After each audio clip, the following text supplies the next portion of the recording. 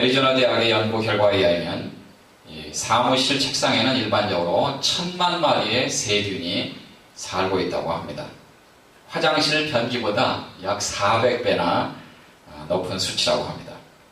이 현대인들이 이제 바쁘게 생활하니까 그 사무실 책상에서 커피도 마시고 심지어는 점심도 거기서 먹고 그러다 보니까 커피도 흘리고 빵 부스러기 같은 것도 흘리고 하다 보니까 세균이 살기 좋은 그러한 쾌적한 환경으로 조성돼 가고 있다고 합니다. 조사를 했는데 책상에 있는 데스크탑 컴퓨터에서는 2961마리 세균이 발견됐고요. 전화기에는 수화기 1제곱인치당 평균 25,127마리 세균이 발견됐다고 합니다. 또 키보드에는 1제곱인치당 3,295마리, 마우스에는 1,676마리가 발견이 되었다고 합니다. 애리조나 대학의 미생물학자인 찰스 거버 박사는 책상이야말로 세균이 살기에 호화스러운 환경이다 이렇게 지적을 했습니다. 살균된 그 걸레로 이렇게 닦기만 해도 세균의 99%를 없앨 수 있다고 합니다. 그러니까 매일같이 깨끗이 닦아야 되는 거예요. 우리의 손도 그래서 비누로 매일 닦으면 우리가 청결한 삶을 유지할 수 있습니다. 이런 눈에 보이지 않는 세균과 마찬가지로 우리의 죄도 눈에 보이지 않습니다. 더군다나 우리가 하나님의 말씀에 민감하지 않으면 죄를 죄로 여기지 않는 그런 우리의 습성을 볼 수가 있습니다. 그렇기 때문에 우리가 매일같이 하나님의 말씀으로 우리 자신을 살펴보지 않으면 우리가 죄 가운데 살고 있는지 아니면 경건한 삶을 살고 있는지 잘 모르는 것입니다. 아멘. 거울이 깨끗하면 깨끗할수록 이 먼지가 잘 보이는 것처럼 우리가 하나님의 말씀에 우리 자신을 비춰보면 우리가 그러한 삶을 살고 있다 혹은 그렇지 않다 하는 것을 볼 수가 있고 또 하나님의 말씀으로 성령 충만한 삶을 살수록 우리는 거룩한 삶을 살게 될 것입니다. 오늘 우리가 읽은 에베소서 2장 5절에 보시면 허물로 죽은 우리를 그리스도와 함께 살리셨고 그랬습니다. 너희가 은혜로 구원을 얻은 것이라고 그랬습니다. 허물과 죄로 죽었던 우리들 그리스도 예수 안에서 우리를 다시 살려주셨다고 약속을 하셨는데 그것은 곧 우리가 예수 그리스도 안에 들어옴으로 말미암아 구원을 얻었다는 말입니다. 영생을 얻었다는 말입니다. 거듭났다는 말입니다. 아멘. 그런데 오늘 우리가 읽은 에베소서 2장 4절, 5절, 6절을 쭉 보시면 구원과 연관된 중요한 단어 3가지가 나옵니다. 특별히 동사가 나오는데 3가지 중요한 동사가 나옵니다. 첫 번째 단어는 뭐냐면 5절 끝부분에 그리스도와 함께 살리셨고 그랬습니다. 살리셨고. 이 살리셨다는 말은 예수 그리스도께서 우리의 죄와 허물을 위해서 십자가에서 돌아가 주셔서 다시 우리를 살려주셨다는 그런 뜻입니다. 즉 다시 말해서 구원의 과거적인 의미입니다.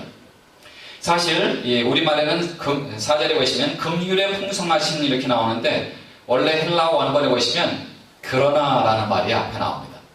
허물과 죄로 죽었던 너희들을 살려주셨다라는 그 에베소서 2장 1절 말씀 거기서부터 쭉 시작해서 허물과 죽었던 우리들 그것을 그냥 놔두지 아니하시고 그러나 긍휼에 풍성하신 하나님이 우리를 사랑하신 그 큰 사랑을 인하여 우리를 살려주셨다라는 그런 것입니다. 아멘. 그러니까 우리가 허물과 죄로 죽었던 그 상태 즉 다시 말해서 진노와 하나님의 진노와 죽음 속에 우리를 그대로 내버려 두지 아니하시고 우리를 다시 살려주셨다는 구원의 놀라운 메시지가 바로 이 4절에서부터 나오는 것입니다. 그렇다면 하나님께서 왜 우리를 살려주셨습니까? 그것은 바로 하나님의 긍휼 때문입니다. 4절 초반절에 보시면 긍휼에 풍성하신 하나님이 그랬습니다. 이 긍휼이라는 말은 다른 사람의 비참한 처지를 보고서 불쌍히 여기는 마음을 말합니다. 다른 사람의 그 모습을 보고 저 사람이 빨리 회복됐으면 좋겠다라고 생각만 하는 것이 아니라 구체적으로 그러면 내가 어떻게 그 사람을 도울 것인가 하는 계획을 가지고 그리고 그 계획을 실천하는 것을 말합니다. 긍휼에 풍성하신 하나님은 우리 인간의 상태를 보시고 대단히 가슴 아파하셨습니다. 마음 아파하셨을 뿐만 아니라 실제적으로 우리를 구원하실, 우리를 구속하실 그런 계획을 세우시고 독생자 예수 그리스도로 우리에게 보내주시고 그리고 그것을 실천에 옮기셨다는 말입니다. 여러분 인간의 모습을 보시기 바랍니다. 인간들의 삶을 잘 보세요. 인간들이 얼마나 사악합니까? 서로 시기하고 질투하고 그 다음에 사기치고 죽이고 도둑질하고 그래서 인간이 얼마나 간사합니까? 얼마나 교활합니까? 배신도 잘하고 또 변덕도 심하고 하나님 앞에서 얼마나 많은 죄를 짓는가 하는 것을 우리는 볼 수가 있습니다. 우리 자신도 하나님 앞에 우리 자신을 돌아볼 때 우리가 얼마나 하나님 앞에 엄청난 죄를 지었는가 하는 것들을 우리는 우리 자신을 통해서도 발견할 수가 있을 것입니다. 그러나 긍휼에 풍성하신 하나님, 그 하나님의 긍휼이 없었다면 인간들은 다 죽었을 것입니다. 여러분 기억하시기 바랍니다. 여러분의 죄보다 하나님의 긍휼하심이 더 크다는 사실을 기억하시기 바랍니다. 아멘. 여러분의 그 허물보다 하나님의 긍휼이 더 크십니다. 여러분의 죄보다 하나님의 긍휼이 더 크십니다. 그래서 하나님께서 용서하지 못할 죄는 이 땅에 아무것도 없습니다. 심지어는 살인죄를 지었다 할지라도 하나님은 그 사람을 용서하십니다.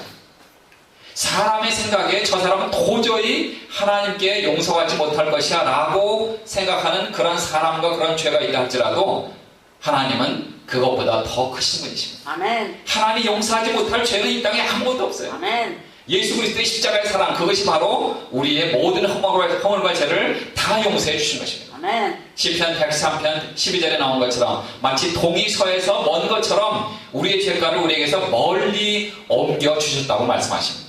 그것이 바로 하나님의 긍휼이십니다. 아멘. 더욱이 한 걸음 더 나가서 하나님의 사랑 때문에 우리는 용서함을 받고 그리고 구속함을 받았습니다. 긍휼에 풍성하신 하나님이 우리를 사랑하신 그 큰 사랑을 인하여 그랬습니다. 하나님은 우리의 죄와 상관없이, 우리의 상태와 상관없이, 우리의 조건과 상관없이 우리를 무조건 사랑하기로 결단하셨기 때문에 그렇습니다. 아멘. 그것이 바로 하나님의 사랑이에요.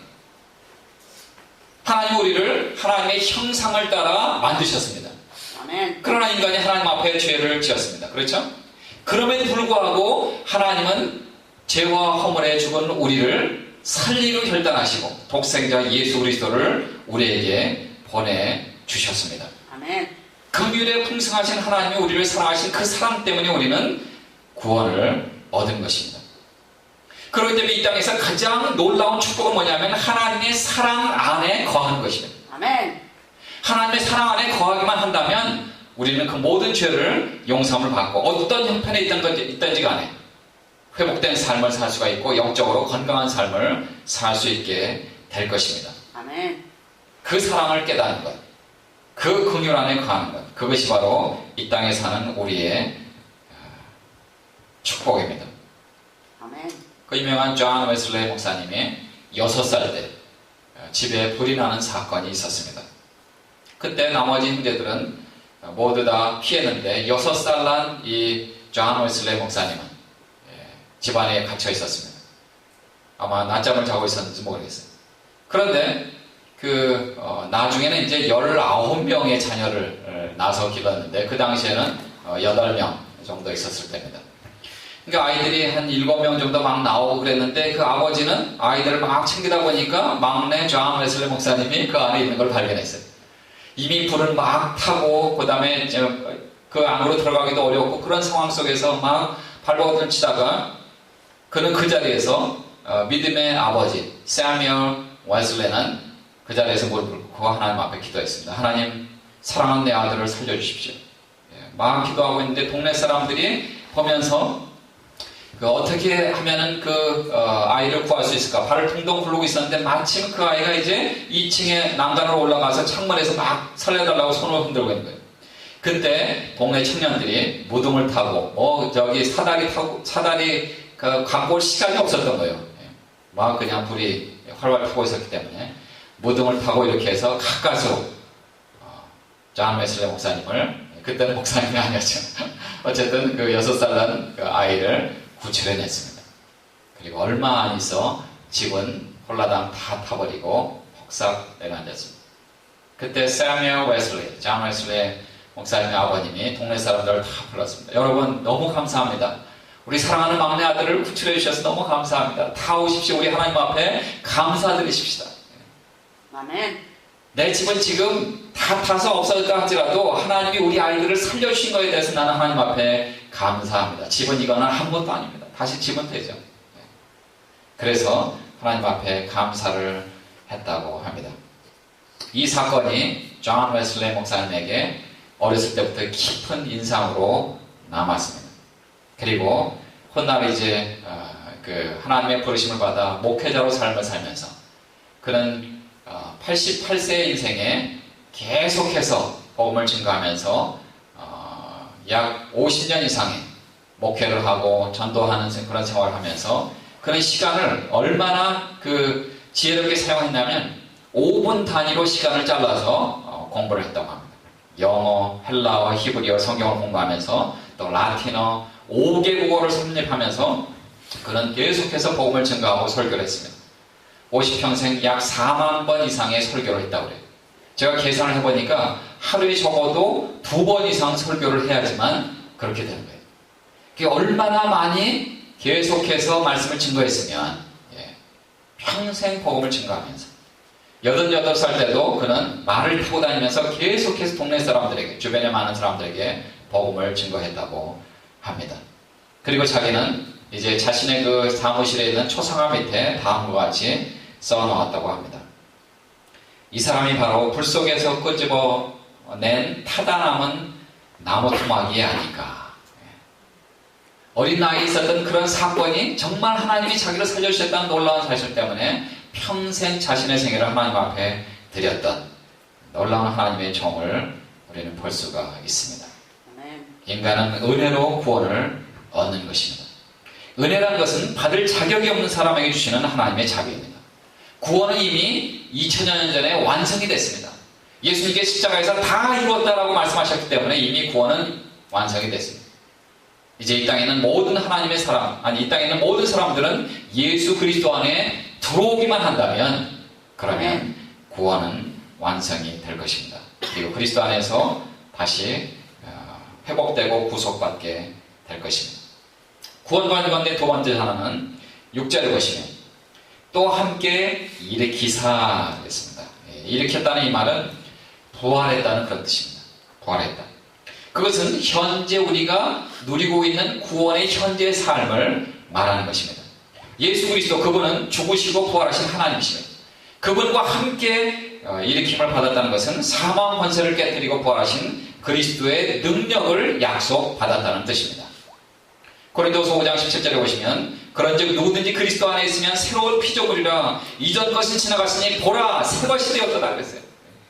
이전 것은 다 지나갔어요. 우리의 과거의 삶, 과거의 모든 죄, 그 모든 것들은 다 끝났습니다. 아니 예수 그리스도 안에 들어온 사람들은 우리가 이 땅에 몸에 거할 동안에 지을 가능성 있는 그 모든 죄를 다 용서해 주셨다고 말씀하시는 것입니다. 아멘. 보라 새 것이 되었도다. 내가 곧 길이요 진리요 생명이니 나로 말미암지 않고는 내게 아무도 아버지께로 올 자가 없느니라고 말씀하신 예수 그리스도의 선포, 그것은 생명 되신 예수 그리스도 그분과 함께 있다면, 그분이 내 안에 성령으로 함께 하신다면 나는 지금부터 영원까지 절대로 구원을 잃어버리지 않고 그리고 과거에 살지 않고 현재 믿음의 삶을 살 수 있다는 것을 말합니다. 아멘. 그 어떠한 것도 예수 그리스도의 손에서, 아버지의 손에서 우리를 빼앗을 자가 없다고 요한복음 10장에서 우리에게 말씀하고 계십니다. 아멘. 그것이 바로 예수 그리스도의 사랑이고 하나님의 사랑입니다. 하나님의 능력, 예수 그리스도의 능력, 부활하신 그분의 능력을 체험하는 것이 바로 현재 거듭난 사람들의 놀라운 축복인 것입니다. 아멘. 우리는 그래서 그리스도 안에서 의로워졌습니다. 그리스도 안에서 우리는 변화된 자입니다. 그리스도 안에서 우리는 영생을 소유한 사람들입니다. 아멘. 그리스도 안에서 우리는 하나님의 은혜를 누리면서 사는 사람들입니다. 아멘. 그것이 바로 하나님의 사랑입니다. 우리를 다시 일으켜 주셨다고 말합니다. 그래서 하나님을 만난 모든 사람들은 변화된 삶을 사는 거예요. 예수 그리스도를 만난 그 모든 사람들, 성자 하나님 되신 그분을 만난 사람들은 변화된 삶을 살 수밖에 없습니다. 그래서 인간이 하나님을 만나면 두 가지가 변합니다. 두 가지. 두 가지를 발견하면서 변하는데, 첫 번째는 뭐냐면 내 안에 있는 더럽고 추악한 것을 발견합니다. 거룩하신 하나님, 죄가 없으신 하나님, 그분을 만나면 나는 정말 어쩔 수 없는 죄인이구나 하는 놀라운 사실을 발견합니다. 그래서 예수 그리스도 앞에 나오게 되고 그분을 영접할 때 우리는 거듭난 성도가 되는 것입니다. 아멘. 또 하나는 뭐냐면 내 안에 있는 가능성을 발견합니다. 거룩하신 하나님이 나를 창조하셨을 때 나를 이 모습, 이 모양으로 만드셨어요. 여러분 생각해 보세요. 저 같은 미남을 어디 가서도 보시겠어요? 아멘. 여기 있는 제 모습 그대로 보는 거예요. 저는 한국에서 태어나서 미국에 온 지 지금 24년 됐지만, 그러나 지금 제 몸은 여기에 있습니다. 한국에서 아무리 찾아보려도 소용이 없어요. 버스턴에 가서 찾아보려도 저를 찾아볼 수가 없어요. 하나님은 제 모습을 이 모양 이 꼴로 만드셨어요. 감사하게도 그래도 건강한 몸으로, 건강한 몸. 이 땅에 얼마나 많은 핸디캡들이 있습니까? 닉 부이치치라는 사람의 이야기를 아시죠? 두 손과 두 발이 없이 몸뚱아리만 가지고 태어난 사람, 손가락이 6개인 사람, 아니 손가락이 3개인 사람, 2개씩 있는 사람, 다리가 하나 잘려서 나온 사람, 얼마나 많은 핸디캡이 많은지 몰라요. 그런데 그럼에도 불구하고 일단 건강한 몸으로 주셨다는 그거 하나만으로도 저는 감사한 거죠. 아멘. 더군다나 이렇게 미남으로 만들어 주셨으니까 말이에요. 그렇죠? 네, 미남이 뭔지 아시죠? 미국에서 사는 남자가 미남입니다. 미녀는 미안하게 생긴 여자가 미녀입니다. 네. 그런데 하나님이 나를 창조하실 때 그냥 이 모습 그대로 주신 것이 아니라 내 안에 특별한 은사와 탤런트를 주셨어요. 아멘. 다른 사람들이 하지 못하는 어떤 독특한 것을 주셨어요. 그래서 하나님이 주신 그런 디자인이, 어떤 사람은 바이올린을 잘 칩니다. 어떤 사람은 첼로를 잘 칩니다. 어떤 사람은 피리를 잘 불어요. 어떤 사람은 하모니카를 잘합니다. 어떤 사람은 축구를 잘합니다. 어떤 사람은 야구를 잘해요. 어떤 사람은 골프를 잘 칩니다. 어떤 사람은 과학에 심취해 있어요. 어떤 사람은 저 하나님이 창조하신 저 우주를 연구하는 일에 자기의 생애를 바칩니다. 어떤 사람은 제가 서두에 말씀드린 것처럼 미생물을 연구하는 일에, 보통 눈에 보이지 않는 그 미생물을 연구하는 일에 자기의 시간과 노력과 그리고 온 생애를 다 바칩니다. 그것이 바로 하나님이 우리에게 주신 은사와 탤런트입니다. 누구나 다 그런 일을 잘하는 것은 아닙니다. 하나님 주신 은사들. 그런데 하나님을 만나면 우리에게 주신 그러한 좋은 은사와 탤런트를 정확하게 발견할 수가 있는 것입니다. 아멘. 고린도전서 3장 16절에 보시면 너희 몸이 하나님의 성전이었고 하나님의 성령이 너희 안에 거하시는 줄을 알지 못하느냐고 그래서 우리는 우리 것이 아니라 하나님의 성전입니다. 성령 하나님 우리 안에 거하시는 거예요. 그래서 우리 몸을 잘 갈궈야 됩니다. 우리 몸을 잘 돌봐야 됩니다. 거룩한 삶을 살아야 됩니다. 죄악의 그 환경과 죄악의 상태 속에 우리를 집어넣으면 안 됩니다. 성령 하나님 우리 안에 거하시기 때문에 거룩한 삶을 살아야만 되는 것입니다. 아멘. 우리에게 주신 그러한 은사와 탤런트, 그것을 발견하는데 새로운 것을 발견하는 것이 아니라 있는 것을 정확하게 깨닫는 것입니다. 그래서 하나님을 만나면 만날수록, 하나님과 깊은 교제를 나누면 나눌수록 우리는 하나님이 내게 주신 그 좋은 것들, 그런 것들을 발견하게 되는 것입니다. 아멘. 우리 요즘에는 스마트폰이나 이런 것들도 보면은 카메라가 얼마나 잘 되는지 몰라요. 그러니까 카메라를 갖고 다니는 사람들이 별로 없습니다. 그러나 이 전문 사진 작가들은 카메라를 보통 카메라가 아니잖아요. 렌즈 뒷담화는 긴가 그런 걸 갖고 다니면서 찍잖아요. 그런데 그 렌즈를 이렇게 해서 사진을 찍을 때 이 초점을 맞추려고 이렇게 돌리잖아요. 그렇죠? 이 초점을 맞출 때 초점을 맞추는 이유가 없는 것을 보려고 초점을 맞춥니까? 아니면 있는 것을 더 잘 보려고 초점을 맞춥니까? 있는 것을 더 잘 보려. 예, 우리 집사님 아주 똑똑하시네요. 질문이 어려워요? 어려워요? 우리가 하나님을 만나면 만날수록 인생의 초점이 정확하게 맞춰지는 거예요. 아멘. 없는 것을 보려고 하는 것이 아닙니다. 있는 것을 정확하게 보기 위해서. 그것이 바로 우리가 하나님과의 교제의 축복입니다. 아멘. 예레미야는 하나님 만나기 전에 예레미야 1장 5절부터 쭉 보시면 나는 아이라 그랬어요. 하나님 나는 아이입니다. 말을 할 줄 못합니다. 그랬더니 하나님이 뭐라고 말씀하세요? 너는 아이라고 말하지 말라. 너는 열방의 선지자라고 말합니다. 그가 하나님을 만나기 전에는 자신이 선지자라는 사실을 몰랐어요. 그가 하나님 만나기 전에는 자신이 하나님 말씀을 증거하는 그런 놀라운 축복을 그가 깨닫지 못했습니다. 그런데 하나님 만나고 나니까 너는 열방의 선지자라고 말했어요. 아멘. 얼마나 놀라운 축복이에요. 많은 사람들이 했죠. 베드로도 예수님 만나기 전에는 그냥 어부의 삶을 살았습니다. 그런데 예수님 만나니까 너는 개바다, 시몬아, 내가 너를 베드로다 이렇게 이름을 바꿔주겠다. 베드로는 뭐예요? 반석이라는 뜻이잖아요. 반석. 마태복음 16장에 보시면 내가 이 반석 위에 내 교회를 세우리라. 물론 그 반석은 반석 대신 예수님을 말씀하시는 거죠. 그러나 그럼에도 불구하고 베드로 안에 있었던 그런 놀라운 축복을, 그 놀라운 가능성을 보신 거예요. 그 사실을 깨달은 베드로가, 어부가 다 팽개치고 예수님 부르실 때 갔잖아요. 그래서 이제부터 내가 너를 사람을 낚는 어부가 되게 하리라 그랬어요. 사람을 낚는 어부가 아니에요. 고기만 잡는 어부가 아니라, 즉 다시 말해서 먹고 사는 일을 해결하는 그런 보통 삶을 사는 것이 아니라 이제는 하나님의 나라를 위해서, 영적인 일을 위해서 놀라운 일을 할 것이다. 그것이 바로 하나님의 축복이에요. 아멘. 하나님을 만나는 사람마다 이러한 놀라운 축복을 받습니다. 그렇게 시몬 베드로가 그렇게 결단했을 때 예수님의 수제자의 그런 놀라운 축복을 받았잖아요. 그래서 말씀을 전하는 그 위치에 있었잖아요. 사도행전 2장에 읽어보세요. 2장, 3장, 4장, 5장 읽어보세요. 한 번 설교하는데 그냥 3,000명이나 몇천 명 앞에 설교를 했는데 3,000명이나 예수 믿겠다고 손 들고 나왔잖아요. 와, 하나님 저에게도 그러한 축복을 주셨으면 좋겠어요. 몇만 명 앞에서 설교하는데 구원받을 사람, 예수 믿을 사람, 아니 구원받을 사람이 아니라 예수 믿을 사람 나오십시오.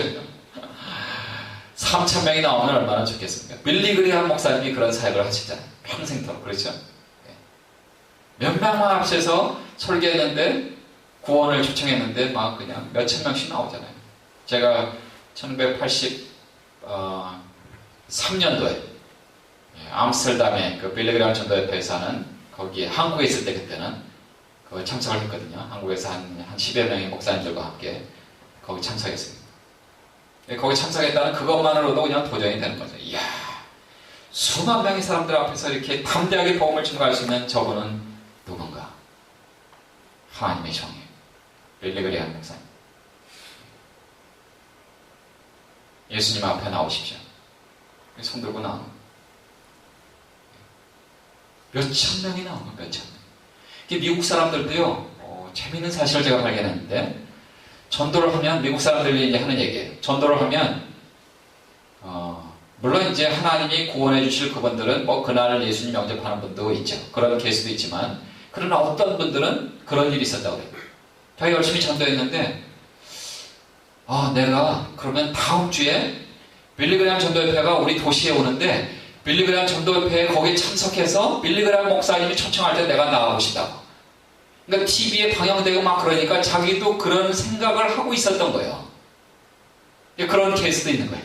물론 다 그런 건 아닌데 전도하다 보니까 그런 사람도 있다. 그러니까 개인 전도에서 그렇게 예수님을 영접하고 구원받는 사람도 있지만 그런 대중 집회에서 오는 사람도 있는 거예요. 베드로가 한 번 설교에 3,000명이 나왔다니까요.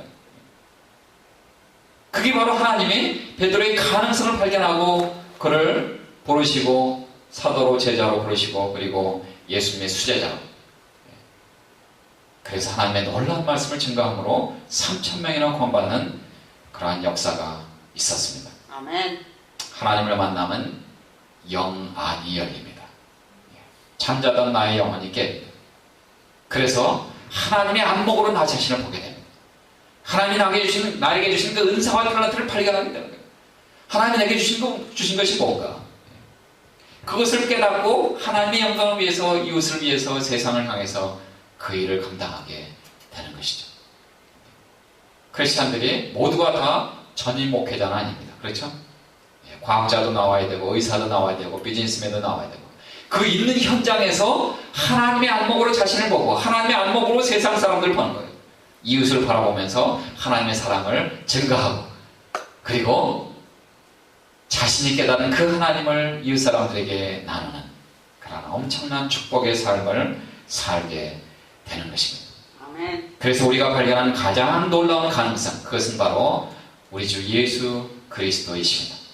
그분이 바로 우리 안에 계신 하나님이십니다. 아멘. 하나님의 크기가 바로, 우리 안에 계신 하나님의 크기가 바로 우리의 인생의 크기를 다르게 만듭니다. 우리 안에 계신 하나님의 그 크기가 우리의 언어의 생활을 변화시킵니다. 우리 안에 계신 하나님의 그 크기가 우리의 미래를 좌우합니다. 아멘. 여러분, 얼마나 크신 하나님을 섬기고 계십니까? 내가 섬기는 그 하나님, 그 하나님은 내가 힘들고 어려울 때 아무것도 하지 못하는 힘없는 하나님으로만 생각하십니까? 아니면 내가 아무리 힘들고 어려워도 때가 되었을 때 다시 나를 회복시켜 주시고 나를 세워주시고, 그리고 나를 통해서 하나님의 그 엄청난 일을 이루시는 하나님, 아멘.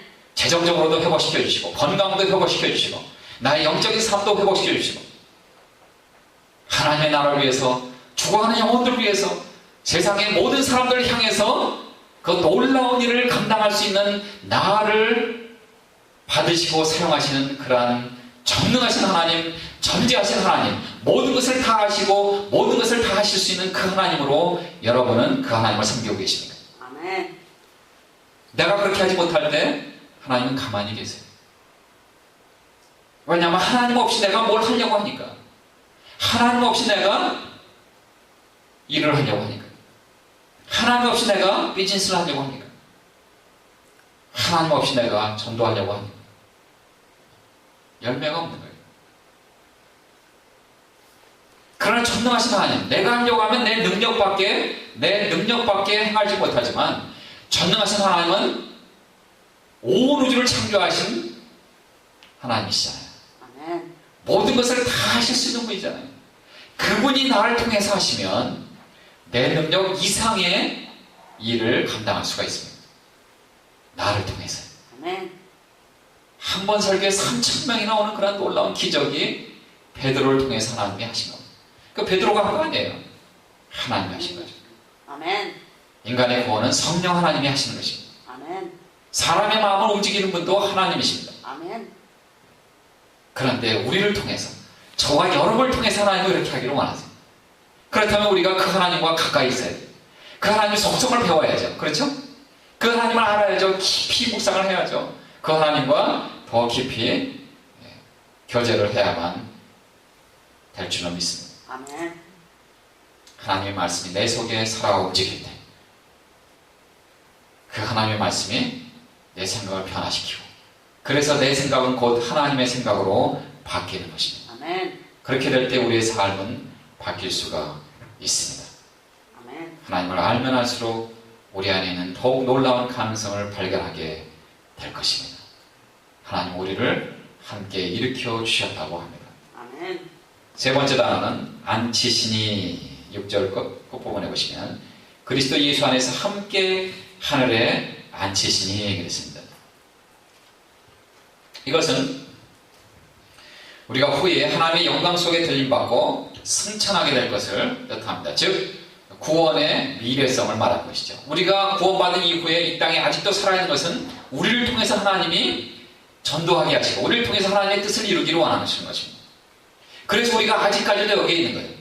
그러나 우리는 여기서 영원토록 사는 것이 아니라 하늘나라에 가서 영원토록 살 것입니다. 아멘. 우리가 이 땅에서 예수 그리스도께서 다시 오시기 전에 죽을 수도 있고, 혹은 하나님의 은혜로 지금 신학자들의 그런 여러 가지 상황들을 볼 때 우리 세대에 혹시 예수님이 재림하실 수도 있다라는 그런 얘기를 우리가 종종 듣는데요. 만약에 그렇다면 예수님이 오실 때까지, 아무튼 그때까지 우리가 이 땅에 살아가면서 하나님의 일을 감당하게 될 것입니다. 아멘. 그런데 그때 때가 되었을 때 그리스도 예수 안에서 함께 하늘에 앉히시니 그랬습니다. 이것은 그리스도와 함께 하나님의 영광의 보좌 옆에 앉는 것을 말합니다. 와, 얼마나 놀라운 축복이에요. 그렇죠?